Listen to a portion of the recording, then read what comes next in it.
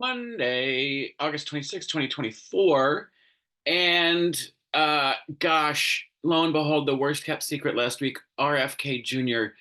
did drop out of the presidential race and endorsed Donald Trump, um, which then ushered in a whole new slew of rebukes from RFK Jr.'s family. All of his siblings, his cousins, you name it, if their last name was Kennedy, they said something about disavowing Robert Kennedy Jr. Pretty scathing from his brother Max and from his sister Carrie. Some really scathing rebukes, and just saying we disavow any allegiance to him or association with him. He doesn't represent us. He doesn't represent our family, and he certainly does not represent the legacy of his father or uncle. So uh,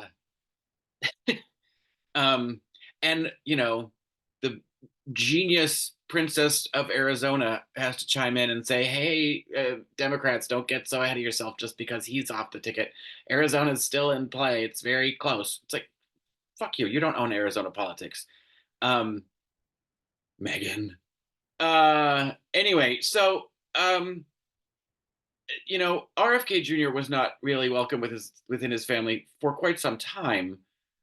We'll all remember through the height of the COVID pandemic and what uh, uh, a vaccine denier he is.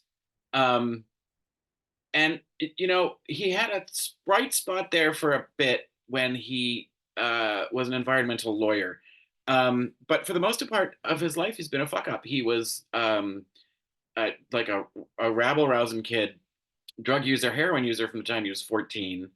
Um, when he got busted for heroin possession, he had to do community service, which is the only reason he ended up even finding out about river keepers, is because he sort of got assigned to do um, uh, community service um, at an office in the where the river keepers was.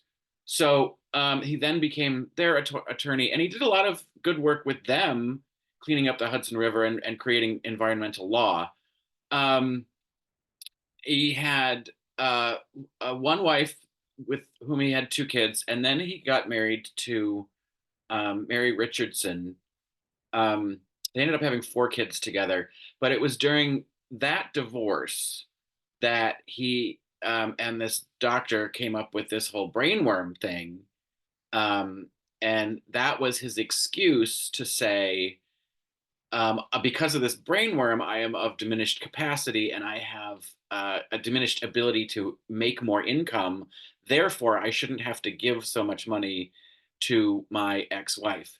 In addition, he made up all sorts of lies about her being abusive and an alcoholic. And she was actually really well liked within the family.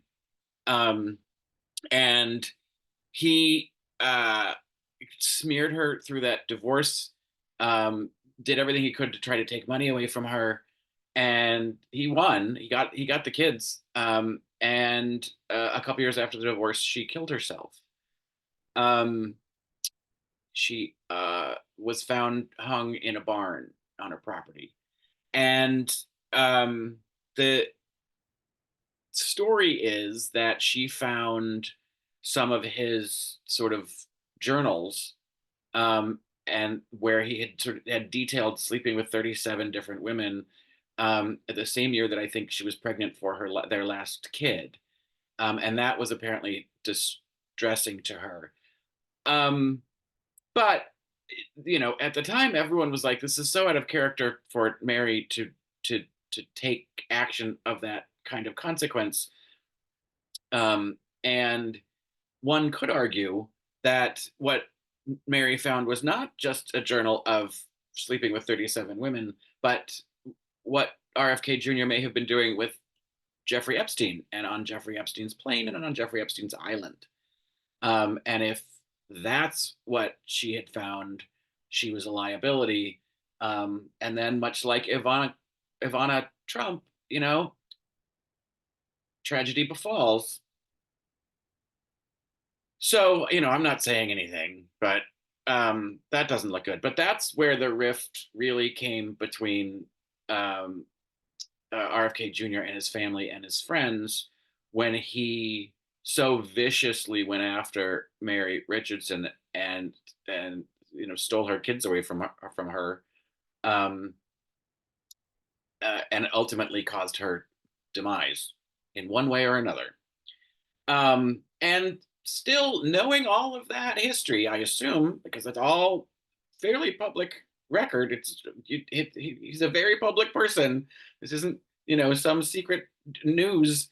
Um, Cheryl Hines still decided to marry him, and so whatever kind of trolling and abuse she's taking online right now, um, she's earned it. It's surprising to me that so many people didn't know that she was married to him. The only thing that I know that she's done as an actress is Curb Your Enthusiasm. I know she's been in other movies and stuff, but Curb Your Enthusiasm is not a program that I would watch because I don't think Larry David is funny. I just don't think being a cranky man, a cranky old white man, for no good reason, is funny. So, whatever. And I think that she met RFK Jr. through him. So, yet another reason not to like Larry David. Anyway, so that's uh I just don't think of him as consequential in any way. I think he was an alternative to people who didn't want to vote for Trump, but were still sort of on the crazy train. Um, I don't think any of those votes go back to Trump. Really, if they do, it's not enough to move the needle. Um, I think people are really getting tired. If you're on the crazy train, then you're on the crazy train. But I think there's more and more people that are getting sick of the crazy train. So I think that is working in our favor. But you look at what he did that RFK did that in exchange for potentially getting a cabinet position. Um, Apparently, he reached out to the Harris campaign first. They wouldn't take his call, so he went with Trump. And uh, so there's yet another good executive decision from the Harris campaign, um, not speaking to entertaining uh, Bobby Kennedy Jr. at all. But so this is what Trump's cabinet is shaping up to look like so far. Brainworm Bobby Kennedy Jr., uh, you know, narcissist moron Elon Musk, and um, mouthpiece entrepreneur Vivek Ramaswamy. It's like three guys with money who don't know how to do anything. That doesn't seem like it's going to be very productive or helpful. Um, but I don't think anyone's looking at Trump to be productive or helpful other than to make them feel good about hating the people that they want to hate.